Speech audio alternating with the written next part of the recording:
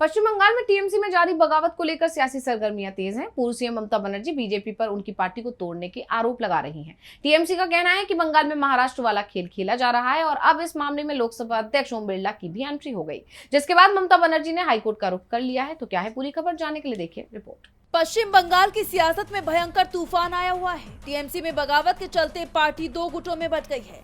इसे लेकर शुरू हुआ बवाल थमने का नाम नहीं ले रहा, बल्कि हर बीतते दिन के साथ राज्य की सियासत में एक नया मोड़ आता हुआ दिखाई दे रहा है। बागी सांसदों ने national citizens party of India में विलय का ऐलान तो कर दिया, लेकिन उनकी राह अब भी आसान होती नहीं दिख रही।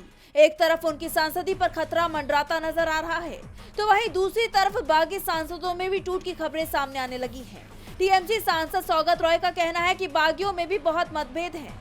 जो लोग पार्टी छोड़कर गए हैं, उनमें से कुछ नया गुट बनाना चाहते हैं, कुछ भाजपा में शामिल होना चाहते हैं, कुछ एनसीपी में शामिल हो गए हैं। वहीं टीएमसी सांसद कीर्ति आजाद का कहना है, दूसरी है गद्दारों की पार्टी।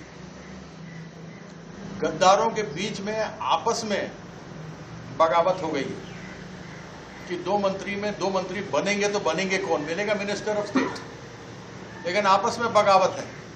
उन्होंने बागियों को बीजेपी में जगह न मिलने पर तंज कसते हुए कहा है कि इनका हाल धोबी के उस जानवर की तरह है जो न घर के रहे और न घाट के। यह भारतीय जनता पार्टी का खेल है।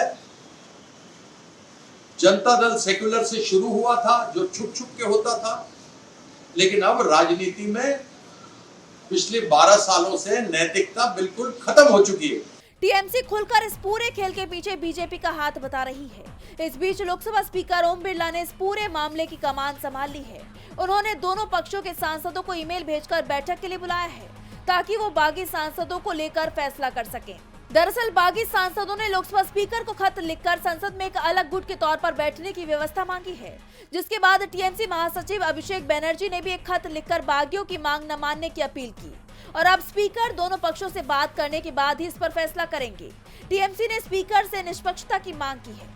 वहीं ममता बनर्जी कोर्ट पहुंच गई है। उन्होंने भवानीपुर सीट से विधानसभा चुनाव में मिली हार को चुनौती दी है। उन्होंने नतीजों की न्यायिक समीक्षा की मांग की है, जिसके बाद सीएम शुवेंदु अधिकारी की जीत पर भी संशय के बादल मंडराने लगे हैं। यानी देखा जाए तो पश्चिम बंगाल की सियासत में इस वक्त भूचाल आया हुआ है। अब इंतजार हाईकोर्ट और लोकसभा स्पीकर के फैसले का है। डीवी लाइव की रिपोर्ट।